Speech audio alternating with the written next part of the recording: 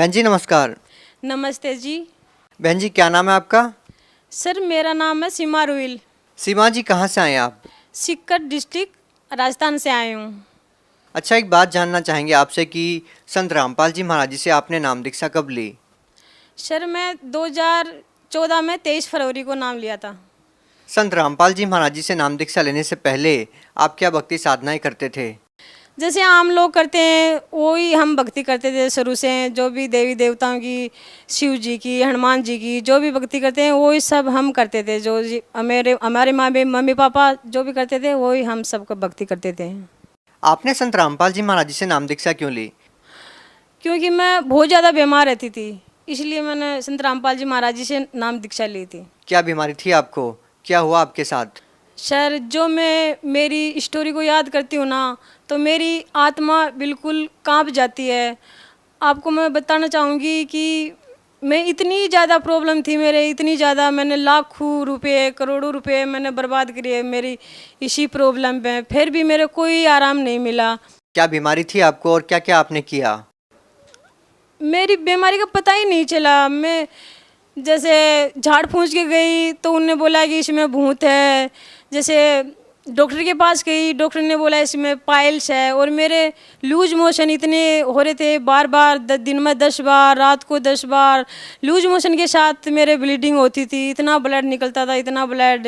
मैं इतनी कमज़ोर हो गई थी, इतनी ज़्यादा कमज़ोर हो गई थी। किसी ने बोला इसके पाइल्स है, किसी ने बोला इसमें 3 भूत है, किसी ने बोला इसके नज़र लगी। हमने सब कुछ करवाया, झाड़ फूंक भी करवाई और पाइल्स का भी इलाज करवाया। पाइल्स के वो इंजेक्शन लगाते थे मेरे लेटरिन के रास्ते में, मैंने वो भी लगवाया। उससे मेरे और ज़्यादा प्रॉब्लम बढ़ती गई और कोई आराम नहीं मिला। कहीं काली माता के गए थे, उसने बोला कि इसका अगर आपको कालजा बचाना है तेरा तो तेरे को बकरे का कालजा खाना पड़ेगा। मैंने बोला ठीक है मैं वो भी खा लूँगी, अगर मेरा कालजा बच जाएगा तो मैं वो भी खा सकती हूँ। तो मैंने 4 दिन मेरे को बकरे का कालजा खिलाया और 5 दिन तक बकरा बना हुआ मेरे को वो खिलाया। फिर भी मेरे कोई आराम नहीं मिला था। फिर भी मैं और ज़्यादा प्रॉब्लम थी, मेरे और ज़्यादा प्रॉब्लम बढ़ गई थी। हॉस्पिटल में लेके गए तो उसने बोला कि इसका टीबी है। तो मैंने टीबी की दवाई खाई। 2 महीने मैंने टीबी की दवाई खाई, उससे मैं इतनी वीक हो गई थी। फिर मेरी इतनी वो बिल्कुल वेन चलना भी बिल्कुल बंद हो गया था। फिर वो सीकर में मेरे को एडमिट किया एकदम से कि भाई इसकी क्या हो गया, ये तो ख़त्म हो गई, वो हो गई। फिर सीकर वालों ने बोला कि इसको इतनी अभी इसकी 28 केजी वेट है इसको और इतनी भारी पावर की आप उसको दवाई दे रखे हो तो ये तो होएगी ख़त्म। तो मेरे को इसको मेरे पापा को और हस्बैंड को बोला कि इसको जल्दी आप जयपुर लेके जाओ, नहीं तो ये नहीं जिएगी। अगर दुर्लभ जी हॉस्पिटल में आप एडमिट नहीं कराओगे तो ये नहीं जिएगी। 1 घंटे में आप जयपुर पहुँचा दोगे तो ये जी जाएगी। फिर मेरे को 1 घंटे में जयपुर पहुँचा दिया था। आईसीयू में लेके गए थे मेरे को। 2-3 दिन बाद में होश आया और ब्लड भी चढ़ा था और मैं वो जांच भी की थी। उस टाइम में वो जांच की थी, उस टाइम में पता चला कि इसके आंत में स्वेलिंग है और वो छाले हैं। तो मेरे को 18 दिन एडमिट किया था। 18 दिन में हमने 1 लाख रुपए वहाँ दुर्लभ जी हॉस्पिटल में बैंक में जमा होते हैं, तो 1 लाख रुपए दुर्लभ जी हॉस्पिटल में बैंक में जमा कराए हमने। 18 दिन बाद में फिर हम घर आए थे छुट्टी लेके। तो रास्ते में एक झाड़ फूस वाला फिर मिल गया कि इसको क्या प्रॉब्लम है। उन्होंने तो बताया मेरे हस्बैंड ने कि भाई इसके ये प्रॉब्लम है। तो वो बोला कि मैं इसको बिल्कुल ठीक कर दूंगा, ये 3 दिन में एकदम से अपना सर उठा के अपने आप चलने लग जाएगी। आपके हस्बैंड क्या करते हैं? मेरा हस्बैंड है आर्मी में। हाँ आर्मी में, वो आर्मी ड्यूटी करते हैं सर। आपको रास्ते में झाड़ फूक वाला मिलता है, जब आप हॉस्पिटल में इलाज करा ही रहे थे तो फिर आपने झाड़ फूक वालों से इलाज क्यों करवाया? वो बोला कि मैं गारंटी लेता हूँ इसको 3 दिन में। ये जैसे मैं उठती नहीं थी, मेरे से सर भी नहीं उठाया जाता था। तो वो बोला कि उसी टाइम उसने एक पानी में कुछ मंत्र के दिया था, मेरे को पानी पिलाया था। उसी टाइम मैंने ऐसे नाड़ी हिलाना ये सब कुछ करने लगी थी। तो मेरे हस्बैंड को भी विश्वास हो गया कि हाँ ये ठीक कर देगा। क्या तांत्रिक ने आपको ठीक कर दिया? नहीं, वो 1 महीना मेरे को 1 महीना एकदम ठीक सी रही थी मैं, कोई प्रॉब्लम नहीं। तो 1 महीने के बाद में वही प्रॉब्लम, फिर लूज मोशन, लेटरिन जाना, ब्लीडिंग। तो हमने 1 लाख रुपए दे के वो दवाई तो फेंक दी थी और फिर हम उस हॉस्पिटल में गए नहीं। और वो बोला कि इसका जो भी भूत थे हमने वो निकाल दिए और जो भी इसकी तो फिर आपने अपना इलाज किसी बड़े हॉस्पिटल में क्यों नहीं करवाया? वो सर पहले हस्बैंड बोल रहे थे कि वो थे ना आर्मी में थे तो थोड़े बहुत पीछे भी थे, तो बोले कि यहीं सिविल में अच्छा इलाज होगा, यहीं करवा लेते हैं। तो फिर लास्ट में किसी ने बताया, उसके साथ के जो आर्मी में ड्यूटी करते हैं उनके साथ वाले थे, उन्होंने बोला कि यार तो आप यहाँ पे क्यों वो लूट रहे हो, आप दिल्ली जाओ, RR हॉस्पिटल दिल्ली में जाओ, वहाँ आपका अच्छे से इलाज होगा और वहाँ से दवाई लो आप। R&R हॉस्पिटल में हम पहुँचे थे 2010 में 1 जनवरी को। तो वहाँ आते ही वो जांच भी नहीं की थी मेरे को, ऐसे कंडीशन देख के, और डॉक्टर ने बोला कि बेटा आप बहुत लेट हो गए हो, आपको ज़िंदगी भर ये दवाई खानी पड़ेगी और आपका ऐसे चलता रहेगा। फिर भी उन्होंने कोशिश की, मेरी इंडोस्कोपी कोलोनोस्कोपी वगैरह की, अभी इंडोस्कोपी की वो कोलोनोस्कोपी की मैं रिपोर्ट भी लेके आई हूँ।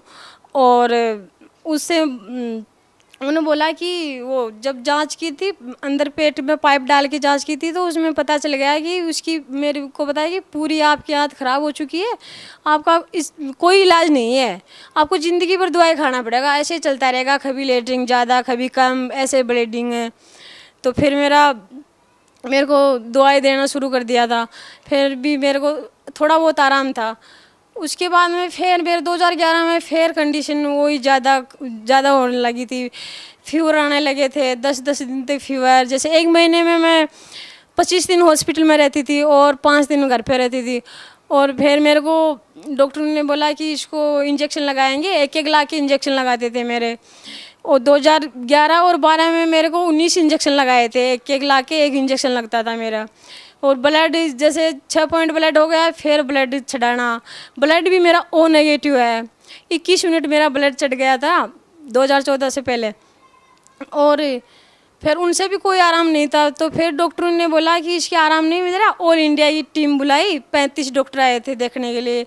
तो उन्हें सुबह से लेकर शाम तक चेक किया मेरे को, तो उन्हें बोला कि जो आप इसको इलाज चल रहा है, जो आप इसको दवाई दे रहे हैं, इम्प्लिक्सी में इंजेक्शन दे रहे हैं 1 लाख के, अगर उनसे ही कोई आराम नहीं है तो इसके नहीं आराम हो सकता, इसकी ऑपरेशन भी नहीं कर सकते। हम बोले कि इसकी आंत भी हम बाहर नहीं निकाल सकते क्योंकि इसकी एज नहीं है अभी, और आंत दूसरी भी नहीं डल सकती, बगैर आंत के भी ये काम नहीं चला सकती। तो बोला इसको जो इंजेक्शन चल रहे हैं, जो दवाई दे रहे हैं वो बेस्ट है और इससे कोई इलाज नहीं है। तो उसके बाद में मेरे और ज़्यादा कंडीशन ख़राब हो गई थी, फीवर बिल्कुल इतना इन्फेक्शन हो गया था पेट में बहुत ज़्यादा, क्यों आंत तो ख़राब थी, बड़ी आंत, पूरी आंत ख़राब हो चुकी थी। फिर बार बार एडमिट रह के मैं इतना सीख गई थी कि मैं खुद दूसरों के इंजेक्शन लगा दिया करती वहाँ पे, लेट महीने में 20-25 दिन एडमिट रहना। और फिर 2013 में टेजीसाइक्लिन इंजेक्शन लगाते थे मेरे 10-10 हज़ार के, वो भी उल्टा असर करने, 1 लाख का लगाते वो 20 दिन आराम रहता, उसके बाद में फिर वही दिक्कत है, फिर इतनी ज़्यादा दिक्कत हो गई थी, बहुत ज़्यादा। फिर 2013 में वो बताया था मेरे हस्बैंड को कि भाई ये हमने जो भी इलाज करना है वो कर दिया, हमने जो भी इसका इलाज कर रहे हैं, दवाई दे रहे हैं, एंटीबायोटिक दे रहे हैं, वो सब उसका उल्टा असर कर रही है। तो इसलिए आपको जहाँ भी इसको ले जाना है, जहाँ भी आपकी संतुष्टि है वहाँ ले जा सकते हैं। हमने जो भी इलाज करना है इसका कर दिया, ये बचेगी नहीं, इसकी कभी भी आंत फट सकती है, कभी भी ये मर सकती है। आप जहाँ भी इसको ले जाना चाहो ले जा सकते हो, हमने जो भी इसका इलाज करना है कर लिया। बहन जी, आपको ऑल इंडिया के टॉप मोस्ट 35 डॉक्टर आपको देख चुके थे और उन्होंने भी आपके पति को जवाब दे दिया था कि अब इनका जो इलाज था हमने इस लेवल तक कर दिया है कि अब आगे इनके लिए कोई भी चारा नहीं बचता है और आगे इनके लिए इलाज अब कोई भी नहीं है। फिर इसके बाद आपने क्या किया और फिर आप संत रामपाल जी महाराज जी के शरण में कैसे पहुँचे? जी मैं एडमिट थी तो मेरे हस्बैंड को बता दिया था डॉक्टर ने कि भाई ये ख़त्म होगी। तो अगर जिस इंसान को ऐसे बता दे कि भाई तेरी वाइफ ख़त्म होगी तो उसको तो आपको पता ही है कैसा वो महसूस होगा। तो वो ऐसे दवाई लेने, उसी हॉस्पिटल में दवाई मिलती है तो साइड में दवाई लेने गए थे, तो उन्हें वहाँ कोई उस आर्मी का ही था भगत, तो उसने बोला कि आप दुखी से दिख रहे हो मेरे को। तो बोले, मेरे हस्बैंड बोले कि हाँ यार मैं दुखी हूँ, मेरी ऐसे ऐसे वाइफ की ऐसी प्रॉब्लम है और डॉक्टर ने ऐसे बता दिया, जवाब दे दिया, मैं क्या करूँ, अभी जितनी मेरे को सेवा करनी है मैं तो करूँगा। अभी मैं तो बचा नहीं सकता, नए डॉक्टर बचा सकते हैं, हमारे कोई बस की बात नहीं है बोलो इसको बचाना। तो वो बोला कि यार एक बार मेरे कहने से आप जहाँ बोले हो वहाँ जाना, बरवाड़ा आश्रम में जाना, और आप साधना चैनल पे 7:30 से 8:30 तक प्रोग्राम आता है, वो देखना आप। किसका प्रोग्राम आता था? संत रामपाल जी महाराज का बोले प्रोग्राम आता है, और वो 7:30 से 8:30 तक प्रोग्राम आता है, तो वो देखना आप। और एक बार मेरे कहने से वहाँ जाना। तो ये बोले कि यार मैं इनके चक्रों में बहुत गिर लिया, फिर लिया, हमने सब जगह वो गए, देवी देवताओं के हम सब चक्कर काट लिए, भगवान तो बोले है ही नहीं। तो बोले ठीक है तेरे कहने से मैं चला जाऊँगा, अगर ठीक है बच जाएगी तो। फिर हमने सत्संग सुना, थोड़ा बहुत ज्ञान समझ में आया, और बोला कि मेरा तो ऐसे है कि चलो हम चलते हैं बरवाड़ा आश्रम में। फिर मेरे को गाड़ी में लेके बरवाड़ा आश्रम में लेके गए। तो आश्रम में जाते ही बोला है कि भाई आपको ये नाम दिया जाएगा, ये नियम है, जो भी नियम है। तो हमने संत रामपाल जी महाराज से नाम दीक्षा ले ली थी। फिर तो क्या संत रामपाल जी महाराज जी से नाम दीक्षा लेने के बाद आपकी वो बीमारी ठीक हुई जो ऑल इंडिया के टॉप मोस्ट 35 डॉक्टर भी ठीक नहीं कर पाए? संत रामपाल जी महाराज से नाम दीक्षा लेने के बाद में मेरे को लाभ मैं बताती हूँ, इतने लाभ मिले मैं बता नहीं सकती, इतने लाभ मिले मेरे को बहुत ज़्यादा। संत रामपाल जी महाराज जी नाम दीक्षा लेने के बाद में मेरे को तुरंत डॉक्टर ने बोला था कि इसकी ये नहीं बचेगी, इसकी पेट फट के और ख़त्म हो जाएगी। तो मेरे वही हुआ था, मेरा पेट फूट गया था। मैं आपको दिखाती हूँ, मेरा यहाँ से डॉक्टर बोल रहे थे कि इसका ऑपरेशन नहीं हो सकता, नहीं इसका अभी एज नहीं है। मेरा 28 kg वेट था, और 28 kg वेट से मेरा 54 kg वेट हो गया। आप ही अंदाज़ा लगा सकते हो कि इसका कितना आराम मिला है, कितना नहीं मिला है।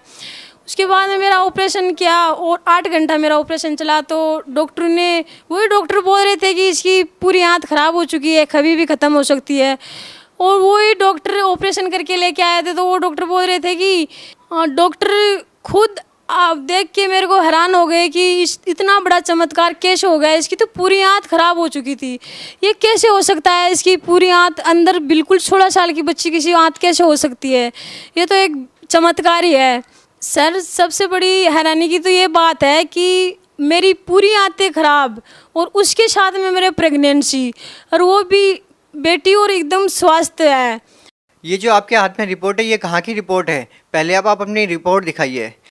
जी, R&R हॉस्पिटल की रिपोर्ट है, और ये 2010 और 12 की वो है, जो मेरी कोलोनोस्कोपी की थी कि डॉक्टर ने बताया था कि इसकी पूरी आंतें ख़राब हो चुकी है। वो रिपोर्ट मैं लेके आई हूँ। हमारे कैमरे में दिखाएं। देखो मेरी आंतें कैसे अंदर से ख़राब हो चुकी है, पूरी आंत ख़राब हो चुकी थी, कैसे छाले छाले ब्लड वो आप देख सकते हो। ये 2010 की रिपोर्ट है, ये 2012 की रिपोर्ट है। ये आर्मी हॉस्पिटल है? हाँ जी, ये आर्मी हॉस्पिटल है, धौलाकुआं के पास में, R&R हॉस्पिटल, दिल्ली कैंट में। किस डॉक्टर ने आपका इलाज किया ये कर्नल डॉक्टर राहुल जैन ने। और अब आप अपनी बेटी से मिलवाइए, रिपोर्ट रख दीजिए, अपनी बेटी को उठा करके हमारे दर्शकों से मिलवाइए कि आपकी जो बेटी है अभी कितने साल की हो चुकी है। जी ना जी, ये मेरी बेटी है, और अभी ये 3.5 साल की हो गई है, और बिल्कुल स्वस्थ है। संत रामपाल जी महाराज की दया से ही ये स्वस्थ है बिल्कुल। जी, ये भी हैरान करने वाली बात है कि आपकी आंतें बाहर हैं, फटी हुई है, निकली हुई है, फिर भी आपने अपनी बेटी को ऐसे गोद में उठा लिया है। इसका वेट कितना है? इसका वेट है, अभी कई दिन पहले मैंने चेक किया था तो 16 kg वेट है। पर अभी ये संत रामपाल जी महाराज की दया से मेरे को बिल्कुल ही महसूस नहीं हो रहा कि मैं इसको गोद में ले रखी हूँ, और मेरे को पता ही नहीं चल रहा है कि मेरी आंतें भी बाहर है। आप प्लीज़ इनको नीचे उतार दीजिए। हमारे को बल्कि डर लग रहा है कि आपकी आंतें बाहर हैं, फिर भी आप इतना वेट कैसे उठा पा रहे हैं, और ये अपने आप में ही हैरान करने वाली बात है। संत रामपाल जी महाराज जी से नाम दीक्षा लेने के बाद आपकी जो बेटी थी गर्भ में, वो बिल्कुल सुरक्षित है अब, और आपके साथ भी है 3 साल से, आप भी बिल्कुल स्वस्थ है। आप भगत समाज को क्या कहना चाहेंगे और क्या बताना चाहेंगे संत रामपाल जी महाराज जी के बारे में? भगत समाज को मैं यही बताना चाहूँगी कि संदेश देने लायक तो नहीं हूँ, मैं हाथ जोड़ के प्रार्थना करती हूँ कि जो भी मेरे भाई बहन सुन रहे हैं, संत रामपाल जी महाराज का सत्संग सुन रहे हैं, जो भी बुक दे रहे हैं, वो सब अपना मनुष्य जन्म दुर्लभ है, मिले न बारंबार, तरवर से पत्ता टूट गिरे भव न लगता दार, क्यों मनुष्य जन्म 84 लाख योनियों में एक बार मिलता है। तो वो भक्ति करने के लिए मिलता है। ये नहीं कि वो अपना बस बच्चा करा, अपना पालन पोषण किया और गंवा दिया, बस हमारा तो हो गया काम। ये तो पशु पक्षी भी करते हैं, सब गाय भैंस ये तो सब वो भी करते हैं कि अपने बच्चों का लालन पोषण करना है। देखिए, आपकी बेटी और आप दोनों ही मौत के मुंह से निकले हैं और आपका कहना है कि संत रामपाल जी महाराज जी की दया से ये सब हुआ है, लेकिन वो संत आज जेल में है। क्या कहना चाहेंगे इस बारे में आप? वो कहीं भी हो, संत रामपाल जी महाराज हमारे साथ रहते हैं, हर पल पल में हमारे साथ रहते हैं। वो जेल में तो हम हैं, संत रामपाल जी महाराज तो हमारे साथ रहते हैं। उनके ऊपर जो आरोप लगे हैं उनके बारे में क्या कहना चाहेंगे? वो सब झूठे आरोप लगाए गए हैं। जैसे हम सरकार से प्रार्थना करते हैं कि हमारी सीबीआई जांच करो, तो वो सीबीआई जांच क्यों नहीं करे? सरकार से यही है कि हमारी सीबीआई जांच करो, अगर हम झूठे हैं तो हमारे को फांसी लगा दो। देखिए, आपको संत रामपाल जी महाराज जी से जुड़े हुए बहुत कम समय हुआ था और वो जेल में चले गए। उसके बाद भी आपका संत रामपाल जी महाराज जी के प्रति ऐसा भाव है, उनके प्रति आपकी बहुत आस्था है, इसके पीछे क्या कारण है? सर, मैं ये कहना चाहूँगी, कोटी को क्या चाहिए काया, निर्धन को क्या चाहिए माया। और जो आर्थिक रूप से जो भी परेशानी है, जो भी शारीरिक रूप से परेशानी है, वो सब संत रामपाल जी महाराज के पास पूरा इलाज है इनके बारे में। जो आपके पति है वो पहले मानते नहीं थे, वो आस्तिक नहीं थे, एक तरह से वो नास्तिक हो चुके थे, वो मानते नहीं थे कि भगवान है, वो कहते थे कि भगवान नाम की कोई चीज़ ही नहीं है। आज वो क्या मानते हैं जब आप पूर्ण रूप से स्वस्थ हो चुके हैं? वो अभी मेरे से भी ज़्यादा विश्वास है उनको कि ये भगवान है, भगवान है, हर जगह भगवान है। कि मेरे साथ भी भगवान रहते हैं, संत रामपाल जी महाराज एनी टाइम मेरे साथ रहते हैं और वो मेरे से भी ज़्यादा विश्वास है उनका। और क्या कहना चाहेंगे संत रामपाल जी महाराज जी के बारे में? सर, मैं तो सबसे यही प्रार्थना करना चाहती हूँ कि संत रामपाल जी महाराज आए हुए हैं, उनसे नाम दीक्षा ले और अपना कल्याण कराएं। जी धन्यवाद। जी सत साहेब।